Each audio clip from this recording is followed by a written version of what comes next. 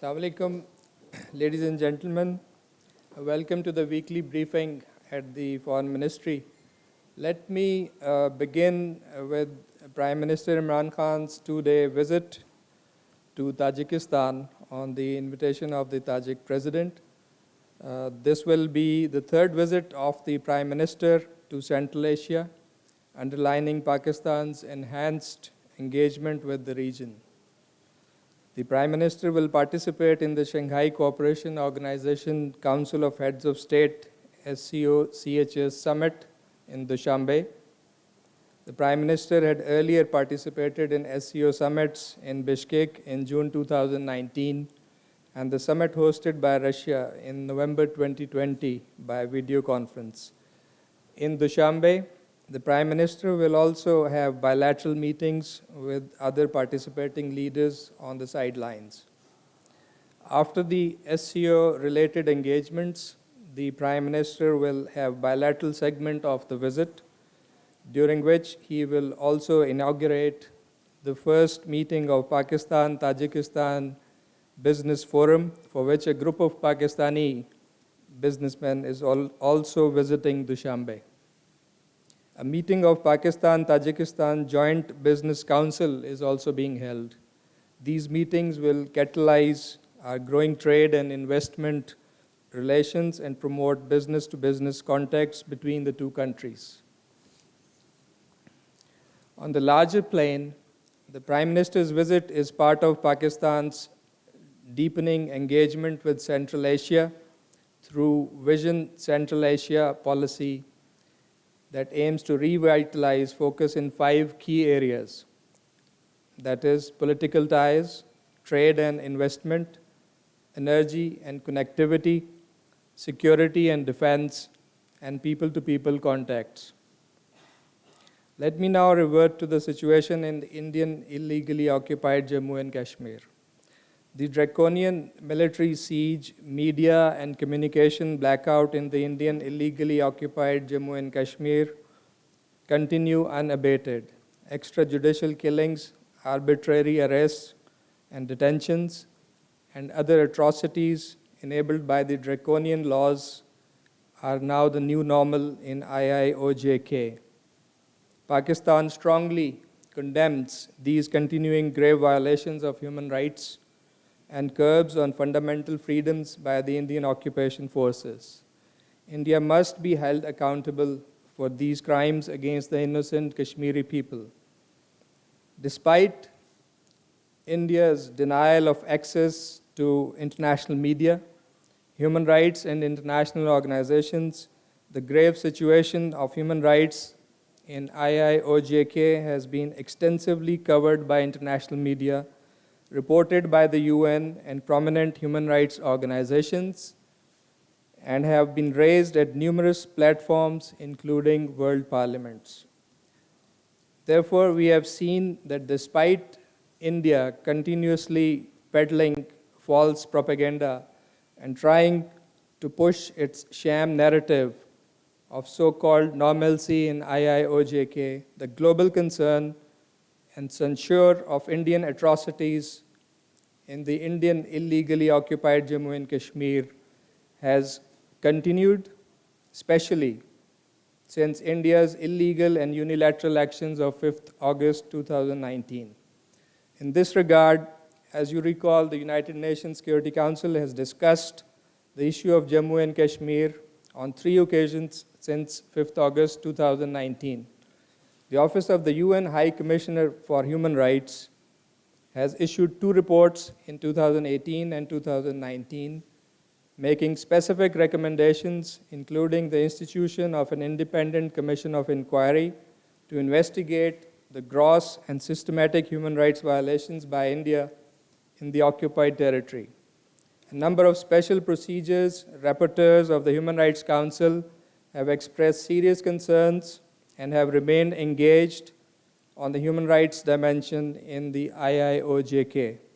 The OIC, on its part, has consistently voiced its support for the legitimate struggle for self-determination of the Kashmiri people and has condemned the human rights violations in IIOJK.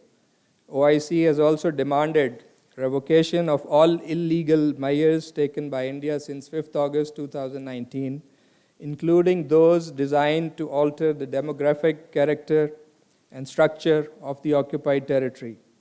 This has been reiterated recently during the ongoing 48th session of the UN Human Rights Council in Geneva on 14th of September. The High Commissioner for Human Rights herself, in a report to the Human Rights Council session earlier this week, expressed specific concerns about Indian authorities' restrictions on public assembly and frequent communication blackouts that continue.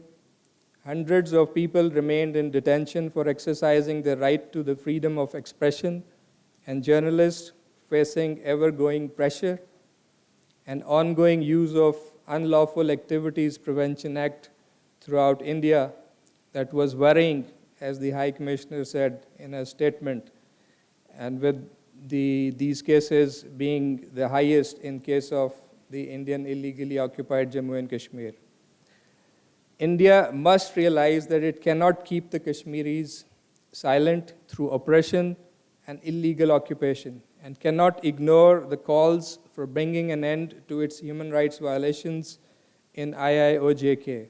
International community is increasingly becoming the voice of the Kashmiri people. And in this regard, Pakistan continues to inform and sensitize the world about the grave and persistent human rights violations being committed by Indian occupation forces in Jammu and Kashmir. On 12th September, as you are aware, we have presented a comprehensive dossier containing concrete evidence of egregious human rights violations in IIOJK, exposing the true face of Indian occupation. This dossier has been made public.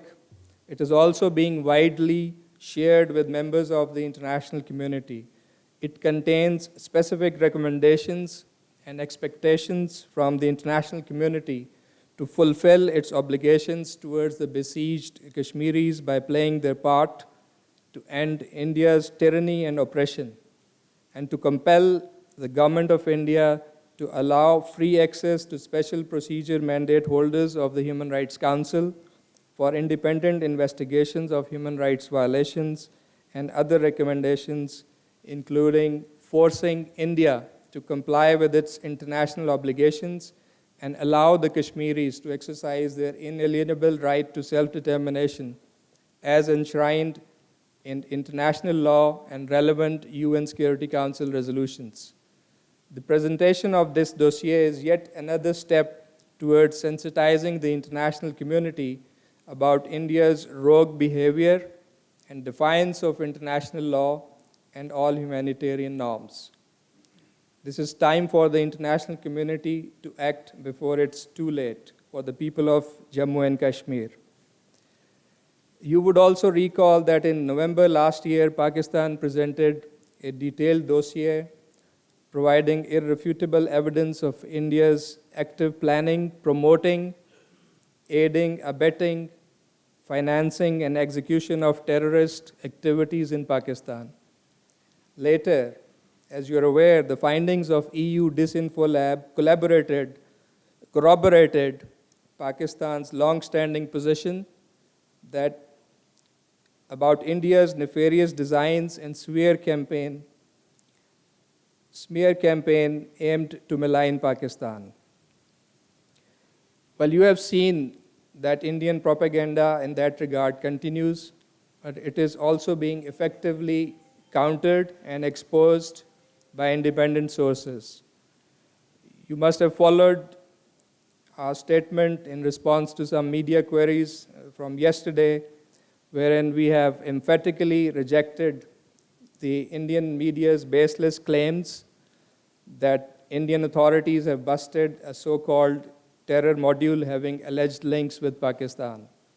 Fabricating unfounded allegations and peddling white lies are part of India's well-known smear campaign against Pakistan, which has already been fully exposed by EU Disinfo Lab and others. Propagation of false news is India's state policy steered by its pliant media. The fact of the matter is that in reaction to Pakistan's recent dossier containing irrefutable evidence of India's egregious human rights violations in Indian illegally occupied Jammu and Kashmir. India is desperately seeking to create a diversion, hence the continuing insinuations by Indian officials and media. The reality of India's false flag operations, fake encounters, and recovery operations stand completely revealed. And we have been sensitizing our friends and partners in the international community about Indians' designs to use such false flag operations and fake encounters to malign Pakistan and to undermine the legitimate struggle of the Kashmiri people. Now, coming at the end towards Afghanistan, we continue to follow the situation closely in Afghanistan. On the humanitarian side, Pakistan has led the way, having sent already 4 planes containing relief goods and medical supplies for the people of Afghanistan. We also welcome the high-level meeting convened by the UN in Geneva earlier this week to mobilize urgent humanitarian assistance for Afghanistan. Foreign Minister Shah Mahmood Qureshi represented Pakistan in this meeting. We also continue to emphasize that sustained, constructive engagement of the international community is imperative to avoid a humanitarian crisis and help ensure durable peace and stability in Afghanistan. Well-being of the Afghan people should be the foremost priority in our view. Pakistan remains actively engaged with the international community and continues to consult our friends and partners on the developments in Afghanistan. The Prime Minister recently spoke with President Putin of Russia, and since my last briefing, the Foreign Minister has held conversations with his counterparts from Denmark, UAE, and Bahrain, and Afghanistan is also expected to be a major topic of discussions during the engagements in Dushanbe. I thank you, and I'm ready to take